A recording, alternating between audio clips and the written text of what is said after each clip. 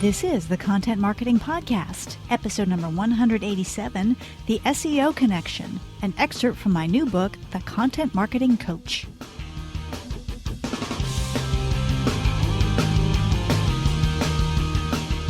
Hello and welcome to the Content Marketing Podcast. This is the show where we help you grow your tribe and your bottom line through insanely good content. I'm your host, Rachel Parker of Resonance Content Marketing, and today is August 11th, 2016. Hello, or as we say in Texas, howdy, and thank you for joining us for today's episode of the Content Marketing Podcast. Just a reminder, this podcast is available on iTunes and Stitcher and SoundCloud and now on Google Play Music. So if you like what you hear, please feel free to click on over and subscribe so you can get every single episode delivered directly to your happy little ears. I also invite you to subscribe to our weekly tip emails. Every Friday, we send out a quick content marketing tip, plus links to our weekly video and the weekly blog post, as well as to the podcast.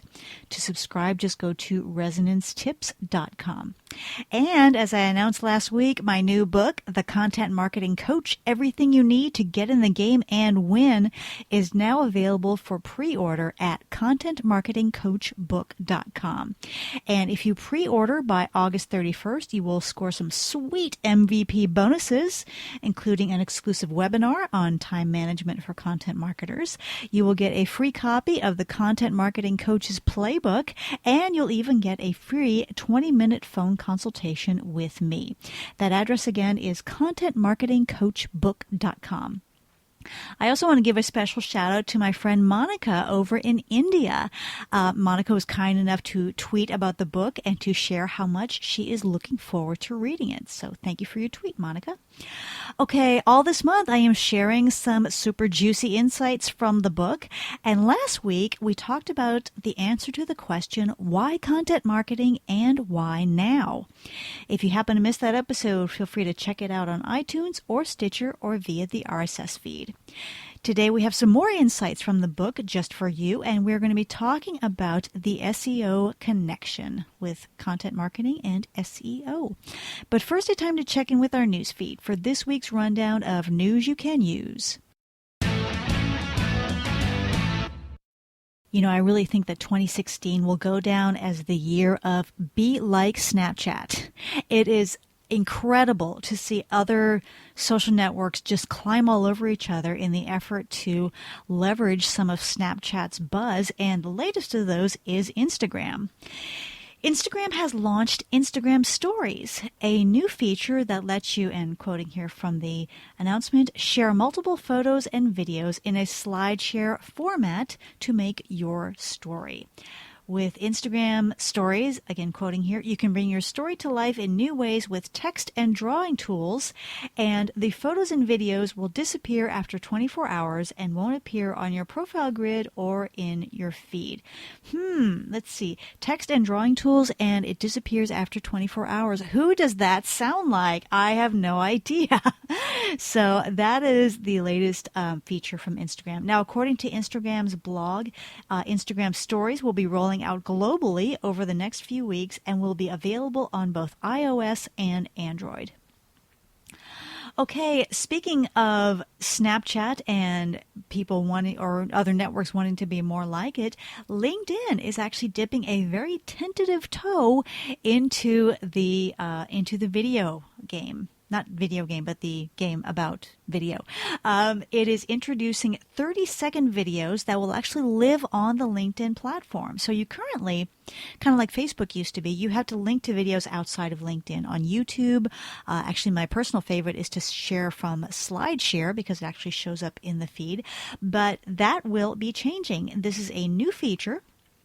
And it is currently, like I said, 30-second onboard videos, and it is only available to a select group of about 500 LinkedIn influencers. And, you know, I like LinkedIn's approach. Remember, this is how they launched the publishing platform a few years ago. They just released it to a few influencers, let it build up some prestige, and then they rolled it out to the masses. And we promptly messed it up, but more on that later. But anyway, so currently only these influencers have access to the the video capability, so we can start expecting to see those videos showing up from our influencers anytime now in our LinkedIn news feeds. And I'm sure eventually it will be available to every LinkedIn member. So excited to see what happens to that. Okay, our content hit of the week is a post called 7 Reasons Why Keyword Phrases Aren't Dead for SEO and Content Marketing. Excuse me. This is a post by Mike Murray over at the Content Marketing Institute. Now, keywords have had their ups and downs as Google has rolled out update after update. And we're actually going to talk more about this when I share an excerpt from the book. But many people are out there saying the keywords are dead, that there's no point researching them or trying to incorporate them because it's just a dead practice. And in this post, Mike gives us 7 reasons why that is not the case. And along the way, he gives us some sound advice on researching and using keywords strategically and wisely. So, a very good read, and I will provide the link in the blog post for this episode. Okay, that's it for this week's update. If you stumble across something you think might be of interest to your fellow content marketers, please tweet it to me at @ResonanceCONT, Resonance Content with the ENT lopped off, so that we can share. Now it's time for this week's Spotlight segment, the SEO Connection, an excerpt from my new book, The Content Marketing Coach. All month long, we're going to be sharing some insights from the book, The Content Marketing Coach, now available for pre-order. And today I'm talking about the SEO Connection. This is from chapter 6 of the book. And when prospective clients contact me, one of the questions that I receive a whole lot is, do you do SEO? And I'm always kind of puzzled how to answer it. And the way I usually answer it is that, any content marketer worth her salt has to know about SEO and incorporate some of those practices in the course of creating and publishing content. Now, am I an SEO expert, or do I, do backlink building and all that stuff? I don't do that. But of course, as a content marketer, I have got to know what's going on with SEO and how to leverage it to and get more eyeballs on the content that I create for my clients. So, we have to, and it's a very fine line, because we are content marketers. At the end of the day, we are talking to people. But in order to make it easy for those people to find us, we need to please the Google bot, the bot that goes out looking for those keywords, and the other SEO aspects of what we do. So I want to look at kind of how we've gotten to where we are right now. You know me, I'm a historian at heart, and I always, when I look at, what do we do from here, I always start with, well, where have we come from and how do we get to where we are? So around 2011, Google decided it was sick and tired of people entering searches and getting a bunch of spammy sites and crap content. So people would, for example, hit the search engine looking for simple gardening tips, and then they would be assaulted with a barrage of either sales pages or sales pages masquerading as bona fide content. And, the practice of search engine optimization, it really started innocently enough. When online marketing first got to be a thing, as Archer would say, marketers realized that a lot of people were going to these search engines looking for products and services. So they set out on a mission to please the Google gods. Wow, that's a tongue twister. The Google gods. And they did things like, incorporating keywords and completing their metadata in a way that appeals to Google, in an effort to bump up their search rankings. And that was completely kosher, completely bona fide, nothing smarmy about it whatsoever. Well, as often happens, marketers got greedy, and they abused the goose that laid the golden egg. So then we started seeing practices like keyword stuffing, backlink buying, believe it or not, invisible text was a thing at one point. So people would cram text onto their pages that readers could not see, but it appeared like it was if the background was white, they would make the text white, and it would be there in an effort to attract search traffic. They would stuff it with those keywords. and just a host of other smarmy tricks that were designed to trick Google into thinking that these sites were more popular than they actually were. Well, the Google gods did not like that one bit, and they started turning on these smarmy SEO practitioners. So starting in 2011, Google decided to crack down on these practices. And in an effort to serve searchers who were looking for quality content, and they wanted those searches to once again reflect the helpful, informative content that people were actually looking for. And this involved two major updates. The first was Panda, which was originally released in 2011, and that targeted the keyword stuffing practice.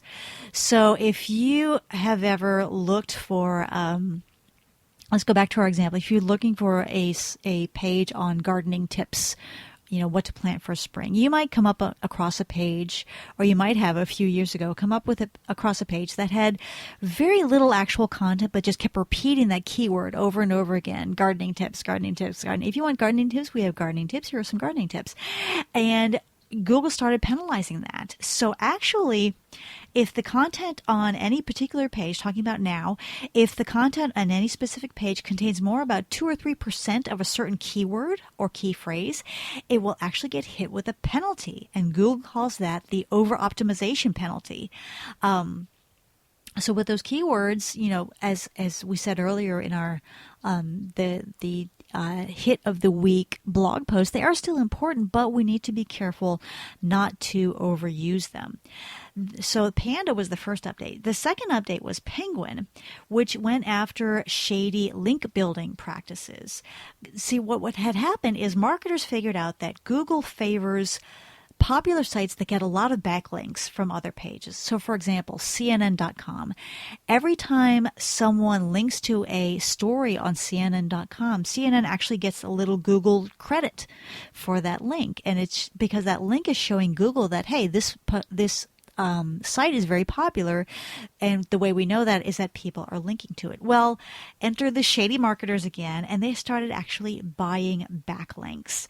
And what they did is they paid individual site owners to link to them. Or even worse, they would buy links from link farms. So these were fake sites that existed only to link to other sites.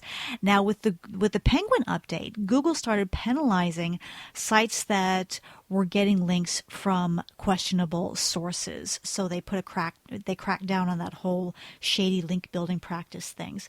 Now, so those were the main updates in 2011 and 2012. Now, both Panda and Penguin have been updated several times since their inceptions. And yes, updates can have updates if it's not confusing enough. And it seems like every time Google comes up with an update, the internet spammers come up with a new trick, and then Google introduces a new update. It's like this endless back and forth table tennis match between Google and the spammers. So really the lesson to be learned from this little history lesson is that, just forget about any questionable SEO tactics designed to con the Google bot, because not only do keyword stuffing, backlink buying, and other practices like that, not only do they no longer work to boost our search mojo, but they can actually get us penalized, and they can get our sites demoted in those search engine results pages. Now, I've got quite a few friends who are bona fide SEO experts, and I've gone to them and said, okay, well, what's the key? How do we, how do we please the Google gods today? What do we offer them? And inevitably they say the same thing. Create content quality that answers questions people are asking on a consistent basis. And I have heard that from so many SEO experts that, forget about the wink wink smarmy practices to try and get that search traffic. Great search results come from great content, and we've got to produce it on a consistent basis. It's not going to happen with one blog post or one one article or one question answered. It's got to be consistent, because that's another thing that Google looks at, that consistency in providing quality content. So, when I talk to people about content marketing, and sometimes they say, "Oh, well, that's just touchy-feely stuff. Let's, it's kind of a charitable act. Yes, we're going to produce some quality content because our poor audiences don't know what we know, and we're going to share that." And they say, "Well, that's not us. We're all about sales." It does help your search traffic. Producing quality content, again, on a consistent basis, will help your search traffic as long as we play by the rules as defined by Google. So that is, those are a few insights from Chapter 6 of the Content Marketing Coach. If you have any questions or want to add to the conversation, I would love to hear from you. And the best way to reach me is through the website resonancecontent.com, which, by the way, has been recently updated. Looks terrific. And so go to the site if you want to ask a question or if you have another insight to offer. Okay, now it's time for our content marketing tip of the week.